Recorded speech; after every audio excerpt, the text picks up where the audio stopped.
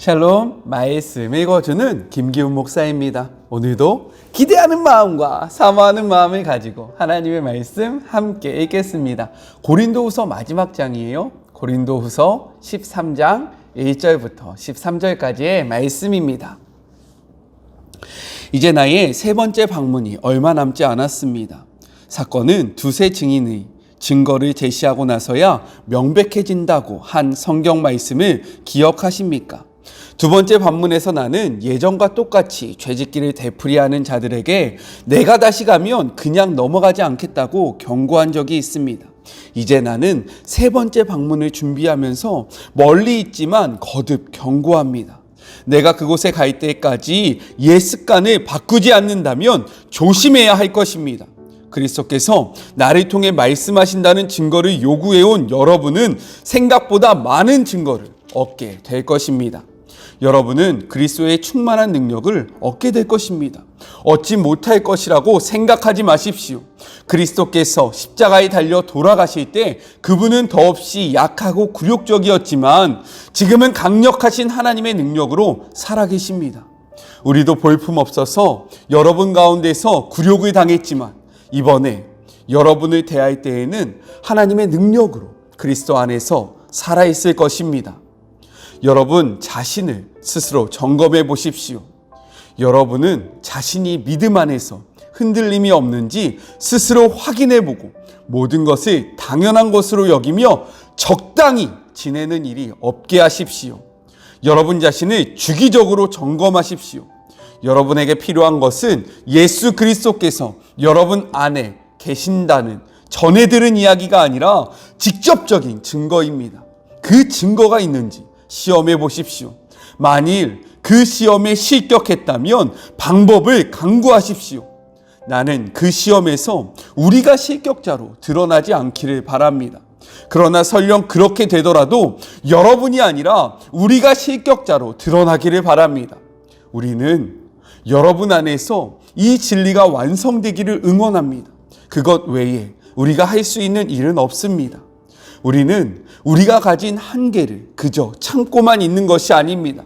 우리는 그 한계를 환영하고 나아가 그 한계를 넘어설 수 있도록 하나님이 주시는 모든 능력을 환영합니다.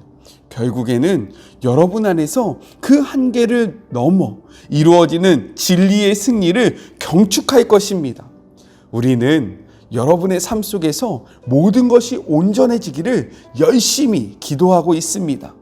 여러분에게 이 편지를 써 보내는 것은 내가 여러분에게 갈 때 이 문제에 대해 다른 말을 하지 않으려는 것입니다. 주님께서 내게 주신 권위는 사람들로 하여금 힘을 내게 하시라고 주신 것인지 그들을 넘어뜨리라고 주신 것이 아닙니다.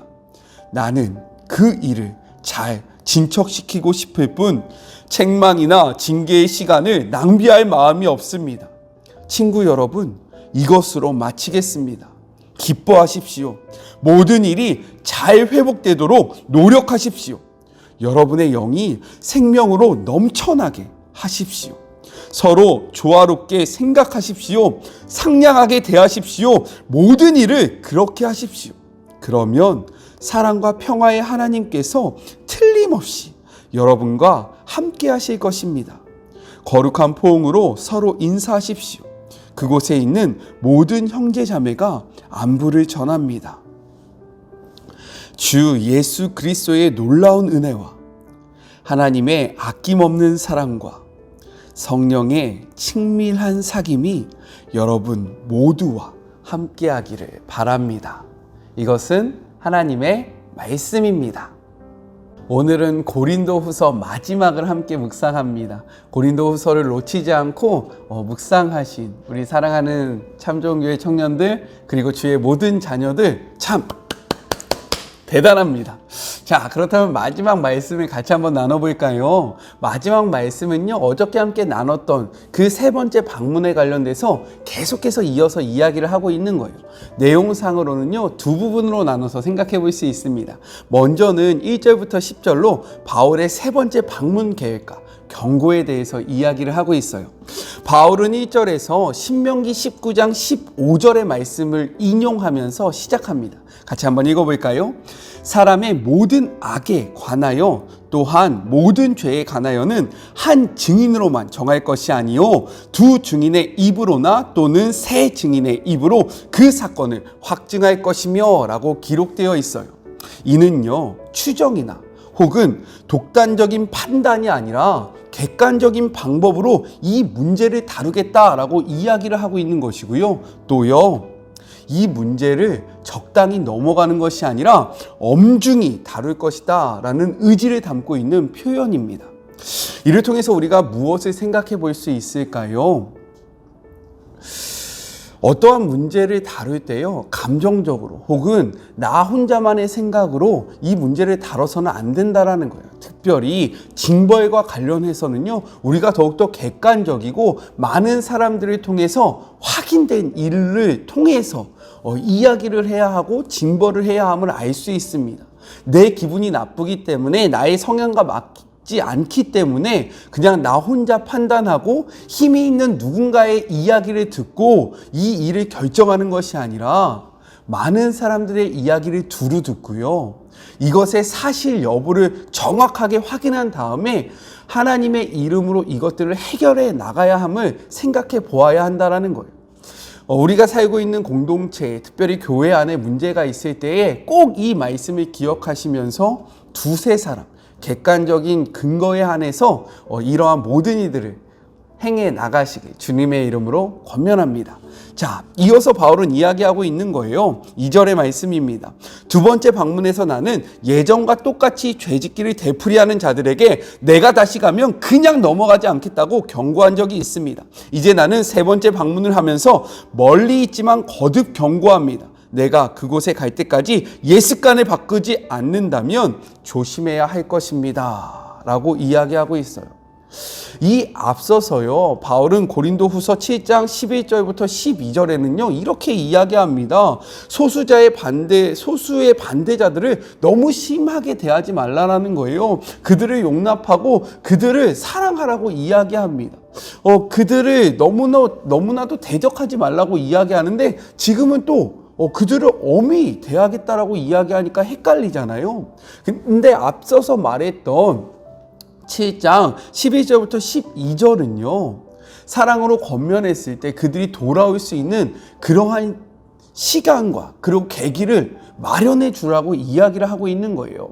그냥 그들을 무조건 몰아세우라는 것이 아니라 그들이 회개하고 돌아왔을 때 그들을 품어줘야 함을 이야기하는 것이고요. 오늘 본문은 그들에게 충분히 사랑으로 권면하고 그리고 그들에게 돌아올 수 있는 시간을 충분히 제공했는데도 불구하고 끊임없이 거짓 사도들과 연합해서 교회를 흔든다면 주님의 이름으로 결단코 용서하지 않겠다라고 경고를 하고 있는 거죠. 이를 통해서 우리가 무엇을 생각해 볼 수 있습니까? 좋은 관계를 명분으로요, 계속된 악한 행동을 용납해서는 안 된다라는 거예요. 다시 한번요, 좋은 관계를 명분으로 계속된 악한 행동을 용납해서는 안 된다라는 것입니다. 교회 안에서요, 흔히 하는 말이 있어요. 야, 은혜롭게 넘어가자. 은혜롭게 넘어가자. 그런데 은혜롭게 넘어가자라는 것은요, 우리 안에 죄를 용납하자라는 뜻이 아닙니다. 왜요? 하나님의 거룩하신 속성과 이 악이 함께 할 수 없기 때문인 거예요. 그렇기 때문에 우리가 사랑으로 권면하는 모습은 필요하지만 그들에게 돌아올 수 있는 기회를 충분히 제공하는 것은 반드시 필요하지만 거듭된 그러한 악한 행동을 계속하는 자들에게는요, 주님의 이름으로 떼놓는 단호한 태도를 취할 필요성이 있다라는 거예요. 무조건적인 용납이 아니라 정말로 그들이 돌이키고 회개할 수 있는 충분한 기회를 줬는데도 회개하지 않으면 주님의 이름으로 징계를 하는 모습이 우리 한국 교회 안에, 우리 공동체 안에 필요하다라는 것입니다. 왜요? 그렇게 할 때에 그들이 돌이킬 수 있고요, 그렇게 할 때에 남은 자들이 하나님 앞에서 바로 설 수 있기 때문인 거예요. 이러한 사실을 꼭 기억하시면서 좋은 관계를 명분 삼아서 악한 행실을 계속해서 용납하지 않는 주의 자녀들이 되셨으면 좋겠습니다. 자, 거짓 사도들은요, 바울의 사도성을 문제시 삼는데 특별히 바울에게 그리스도의 말씀이 없다라고 이야기를 하고 있어요. 이에 바울은 3절과 4절을 통해서요, 자신의 사도로 세우신 그리스도를 통해서 자신의 사도성을 주장하고 있습니다. 매사에 약하다고 비방을 받았던 바울이요, 자신의 사도로 세우신 그리스도께서 약한 부처럼 십자가에 달려 돌아가셨다라고 이야기해요. 하지만 약해 보이는 그리스도께서는 결코 약한 분이 아니셨고 결국에는 하나님의 그 놀라운 능력으로 그 사망 권세를 이기시고 강력하게 부활하셨다라고 선언합니다. 이 메시지는 무엇을 담고 있느냐? 바울 역시 그리스도로 인해서 약하고 겸손해졌는데 그 겉모습으로 자신을 판단하고 자신의 사도성을 문제시 삼으면 이번에 내가 너희들을 찾아갈 때에 하나님께서 그리스도를 강하게 하신 것처럼 내가 너희 앞에서 강한 모습으로 너희를 엄중하게 대할 것이다 라고 이야기하고 있는 거예요. 자신의 그 사도성을요, 그리스도의 십자가와 그리스도의 부활을 통해서 증명하고 있는 것입니다. 그리고요, 이렇게 5절에 이야기합니다. 여러분 자신을 스스로 점검해 보십시오. 여러분은 자신이 믿음 안에서 흔들림이 없는지 스스로 확인해 보고 모든 것을 당연한 것으로 여기며 적당히 지내는 일이 없게 하십시오. 여러분 자신을 주기적으로 점검하십시오 라고 이야기하고 있어요. 이는 고린도 교회 성도들을 향한 도전이고요, 어떻게 보면 이들의 자존심을 긁는 그러한 발언입니다. 왜 그런지 아세요? 그들은 스스로를 하나님의 언약 백성으로 성령의 은사를 풍부하게 경험했던 자들이다라고 자부하고 있었기 때문인 거예요. 그런데 이러한 자들에게요, 이야기하는 거죠. 너희들의 모습을 돌아봐라. 야, 너 진짜 그리스도 안에 있냐? 야, 너 진짜 예수 믿는 사람 맞냐? 야, 예수 그리스도의 복음이 너의 삶 속에서 역사하고 있냐? 라고 물어보고 있다라는 거예요. 왜요? 현재의 그들의 모습이 자신이 전했던 그 복음 위에 서 있지 않기 때문에 그들의 모습을 돌아보라고 권면하는 것입니다. 이것은요, 그들뿐만 아니라 2020년을 살아가고 있는 우리를 향한 하나님의 질문입니다. 특별히 코로나 시대를 살고 있는 우리가요, 어떻게 살고 있는지, 우리가 그리스도인으로서 바르게 살고 있는지 이 본문 앞에 우리의 모습을 돌아봐야 된다라는 거예요. 특별히 우리가 그냥 적당히 그냥 그렇게 신앙생활을 하고 있는지, 신앙생활을 하고 있지는 않는지 우리의 삶을 돌아볼 필요성이 있다라는 거죠. 그리고 또요, 우리의 삶이 어떤지 주기적으로 점검하라는 거예요. 바울은 또 이야기해요. 내가 날마다 십자가 앞에서 죽는다. 한 번 십자가 앞에서 죽는 것이 아니라 매일매일 나의 삶을 점검하고 매일매일 나의 삶을 그리스도 앞에서 복종시킨다라고 이야기합니다. 왜 그런지 아십니까? 죄의 습성이 끊임없이 우리의 모습 속에서 드러나기 때문인 거예요. 그렇기 때문에 매일매일 주님의 말씀을 대면하는 것이 너무나도 중요합니다. 한 번의 점검, 한 번의 말씀, 한 번의 예배로 우리의 삶이 바뀌지 않아요. 오늘 섰다라고 생각되어지지만 내일 넘어질 수 있는 존재가 우리고요, 내일 넘어졌다 할지라도 다시금 내일 모레 일어설 수 있는 존재가 우리라는 거예요. 그렇기에 하나님의 말씀 앞에 우리의 모습을 주기적으로 매일매일 점검하는 주의 모든 자녀들이 되셨으면 좋겠습니다. 우리 힘내자고요. 아셨죠? 7절과 9절에서 바울은 고린도 교회 성도들을 향해서 중보 기도를 합니다. 이 중보 기도의 핵심은 무엇이냐? 고린도 교회가 온전해지기를 바란다라는 거예요. 거짓 사도들의 메시지로부터, 세상의 도전으로부터 바울로 전해 들었던 그 복음을 기억하면서 다시금 온전해지기를 소망한다라고 이야기합니다. 너희들이 온전해질 수만 있다면 우리들이 굴욕을 당하고 우리들이 약해지고 우리가 없어지는 것 아무런 상관이 없다라고 바울은 이야기하고 있어요. 이것은 우리를 향한 하나님의 마음입니다.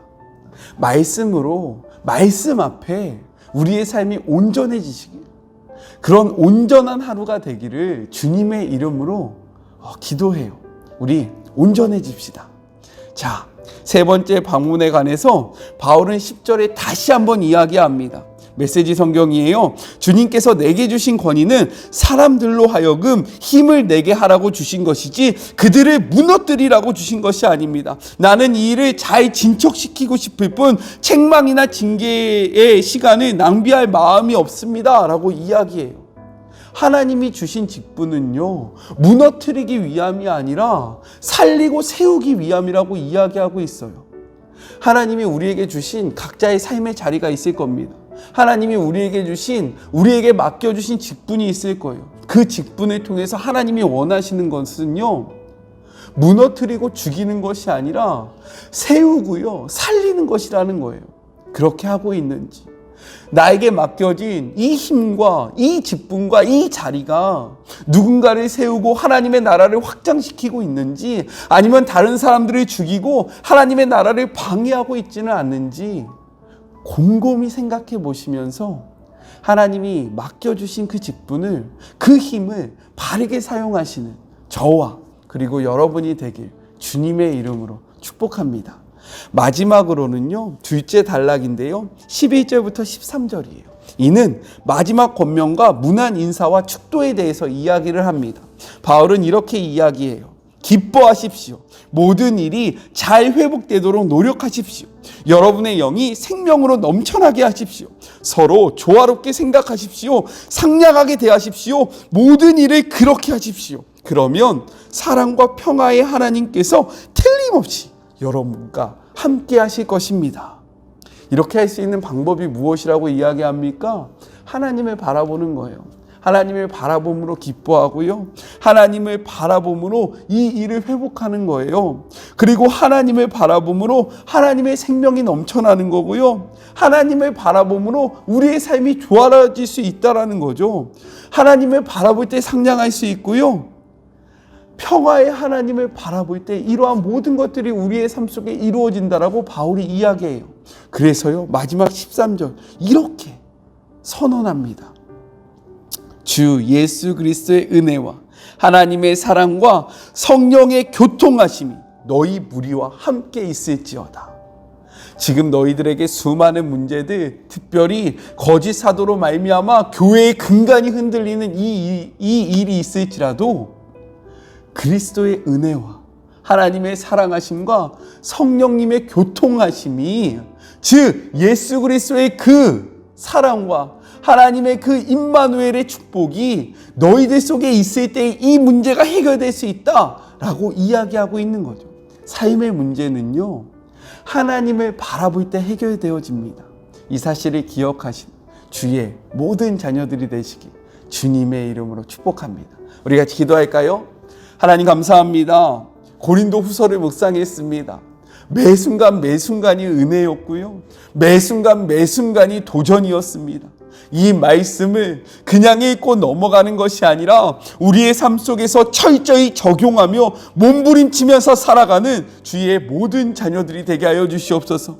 하나님을 바라볼 때에 우리의 삶의 문제가 해결되고, 하나님을 바라봐야지만 우리 안에 있는 모든 갈등이 사라짐을 고백합니다. 풍성하게 베풀어 주시는 하나님을 바라볼 때에 우리의 삶이 풍성하여질 수 있음을 고백하오니, 하나님을 끊임없이 바라보는 주의 모든 자녀들이 되게 하여 주시고, 이로 말미암아 우리의 삶에 있는 문제들이 완전히 회복될 수 있도록 주님 축복하여 주시옵소서. 이제는 우리 주 예수 그리스도의 은혜와 하나님의 그 크신 사랑하심과 성령님의 교통하심이 고린도 후서를 묵상하고 이 말씀을 우리의 삶의 자리에서 살아내기로 다짐하는 사랑하는 주의 모든 자녀들 머리머리 위에와 이들의 삶의 자리 위에 지금으로부터 영원까지 함께 하시기를 간절히 축원하옵나이다. 아멘. 행복하셨습니까? 고린도후서의 말씀을 함께 나눌 때 참 행복했어요. 내일부터는요, 우리가 시편의 말씀을 다시 나눌 텐데, 시편을 통해서 주실 그 크신 은혜도 기대하시고 사모하시길 주님의 이름으로 권면합니다. 저는요, 또 내일 만나도록 할게요. 사랑하고 주님의 이름으로 축복하면서 오늘 하루도 힘내세요! 고린도후서 묵상하시느니라고 참으로 수고하셨습니다. 우리 내일 만나요. 안녕.